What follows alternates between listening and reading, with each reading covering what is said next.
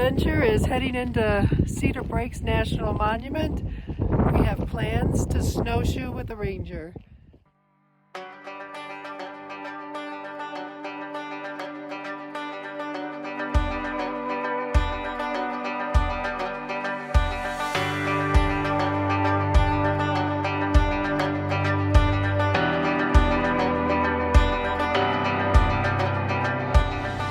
These rocks are everywhere.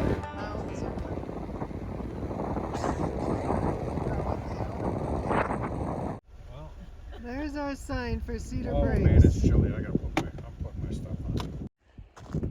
Alright, Cedar Breaks National Monument, getting ready to enter for our adventure on snowshoes. Be careful. Check this out.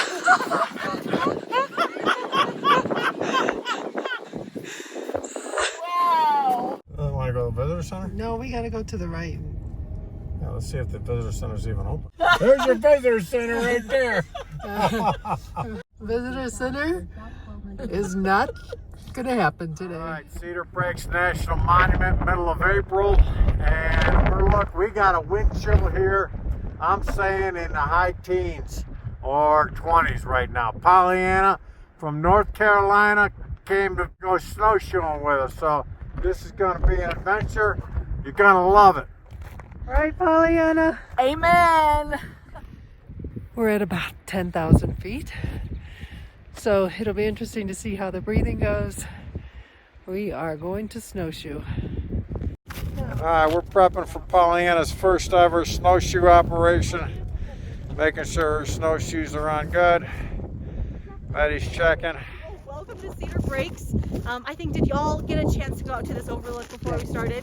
So that out there is our amphitheater, what we call it. That's our main feature of the park. That's what got us protected and preserved as a national monument in 1933. And it's a very beautiful, big red rock canyon. And what we'll be doing today while we snowshoe is we'll be going on a 1-mile round trip hike out to another overlook, kind of similar to this, but it gives you a whole different perspective on this giant canyon in front of us. And this is a very special overlook because it's only accessible during the winter.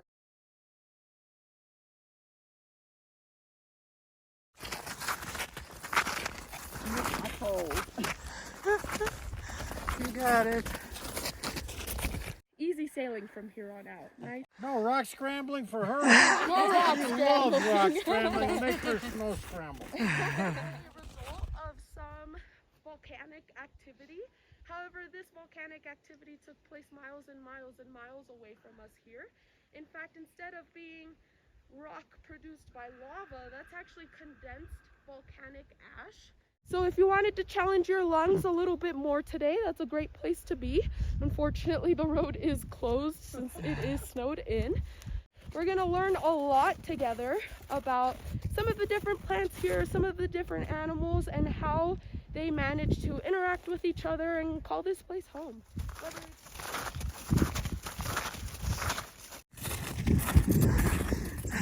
The main difference between the Forest Service and the Park Service is conservation versus preservation.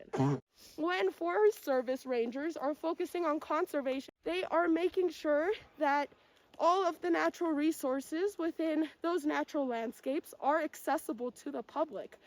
On the national park side of things, we are trying to keep it almost as we found it, as pristine as possible, so that it can essentially serve as a natural museum. There you go.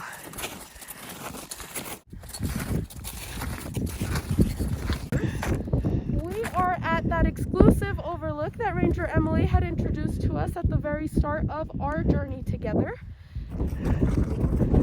With the wind and everything, way to go. Vito, this was your idea.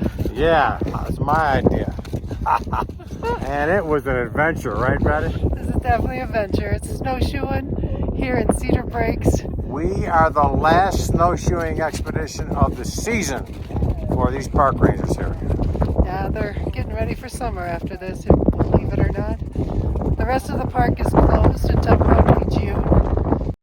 Betty is living the dream. I am. I have had such a blast on this trip. Snowshoes going.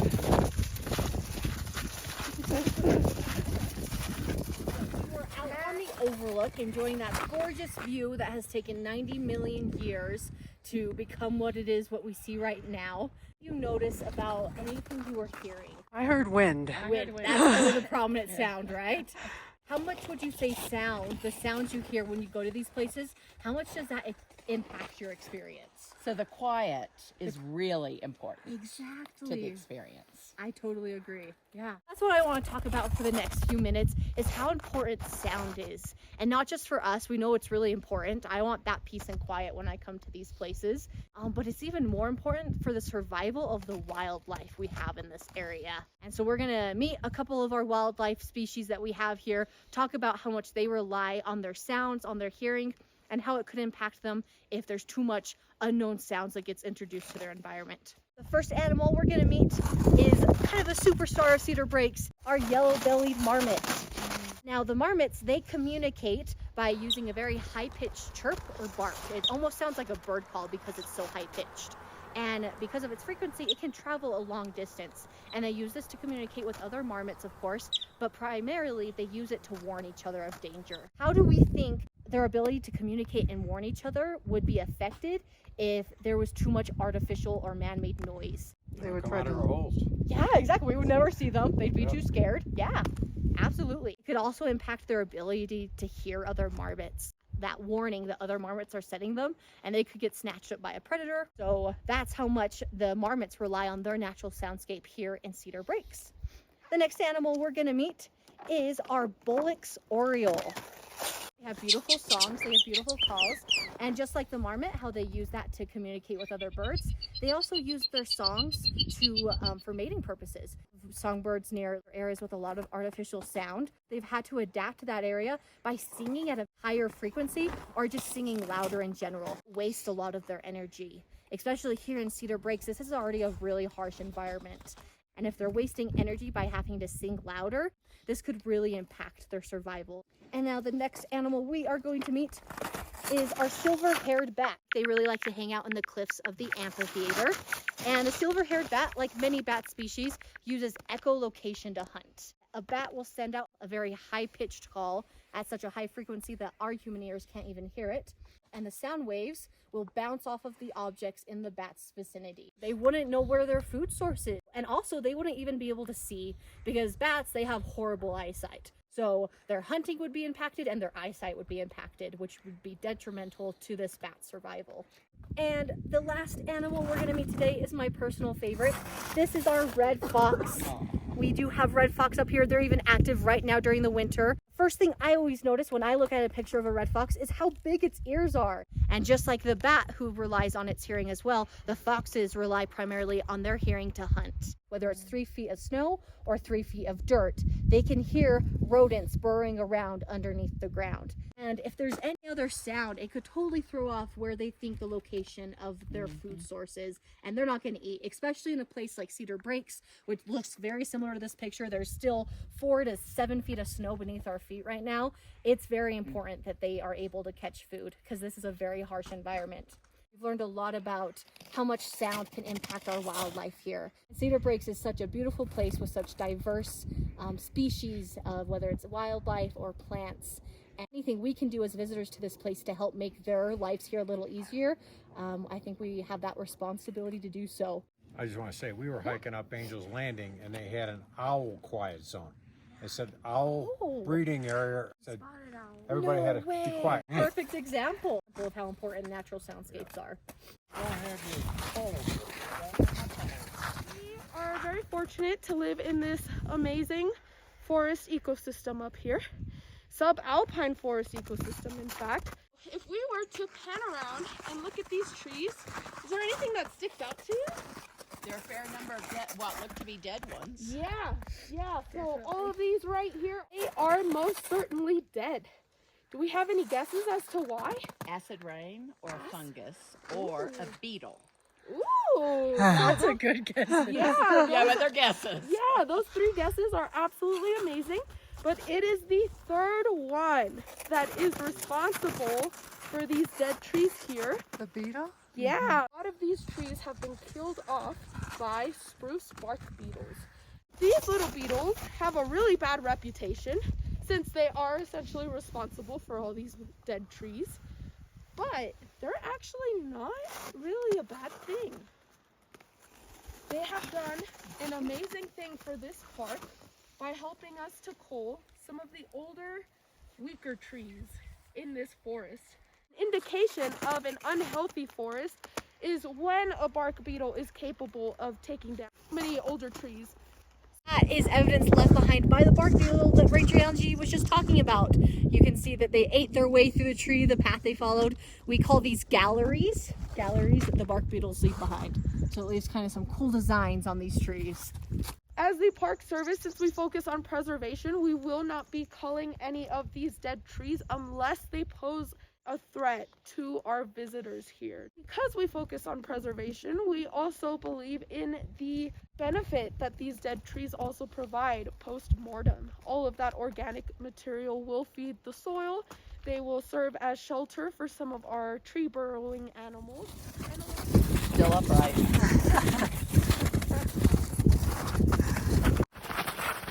What do you think, Beetle? Wow, this is great.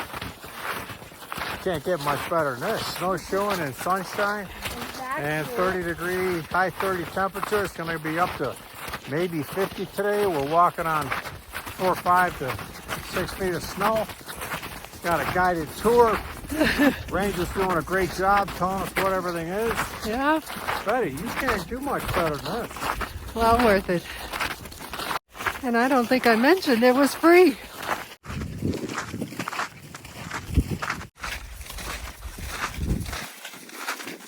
We are standing in this big field of matches, unfortunately, but we're not too worried because in the summertime, we've got these gorgeous and lush wildflower meadows that we are famous for.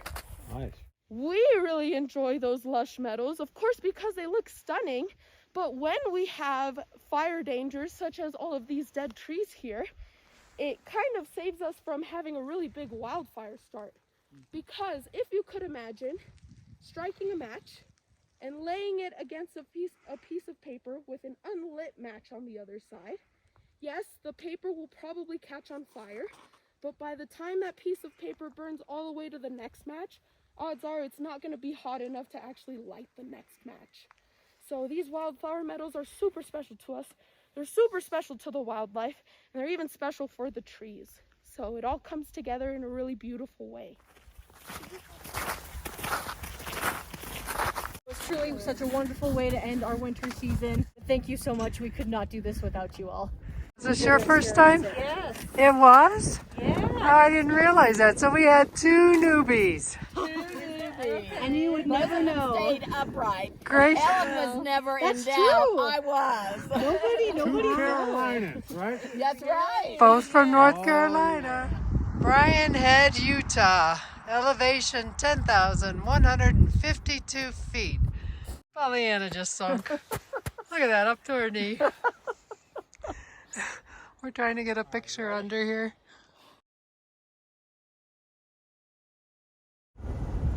This is a ski area.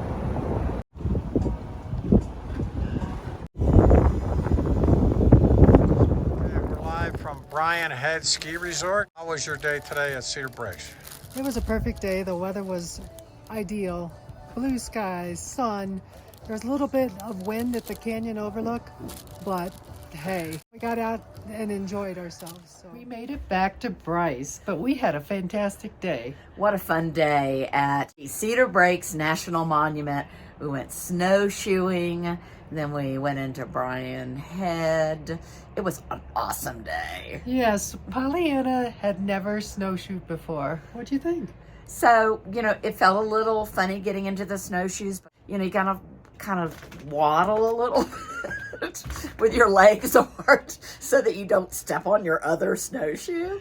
I was a little unsteady at first because they didn't give us poles, but once I kind of got started and up that first little slope, slope, yep. I was good. I loved it. By the end, she was walking normal, so you did great. Rangers that we had were excellent. We did have quite a few talks on different subjects, whether it was soundscape, animals, trees, Insects. It So- was birds. I mean, and Yeah. so let me see, Angie and Emily. Yeah. And they were terrific. I mean, highly recommend. They have programs all year long. Today was the last day of the winter. snowshoeing for the winter season. But they do wildflowers, they do birds. I mean, they do everything. And they were really good. Yeah, so Ingrid did not join us today. She stayed back, but she went horseback riding. for She had a her. great time. Absolutely. So our trip is slowly coming to an end. We have one more day in Bryce. We're going to have one more hike, and then we're heading back to Salt Lake City. Don't make me cry. It's been so fun. It has been. We had a couple Carolina girls go snowshoeing for the first time. Amen. And one of them was Pollyanna. The other one was a young nurse from Charlotte. Actually, she's a traveling nurse. Anyways, Toast, first time snowshoeing. She did a great job. Didn't fall. Didn't fall. Didn't fall and moved along with the park rangers. Great day. Thank y'all for inviting me. Toast. Cheers. Cheers.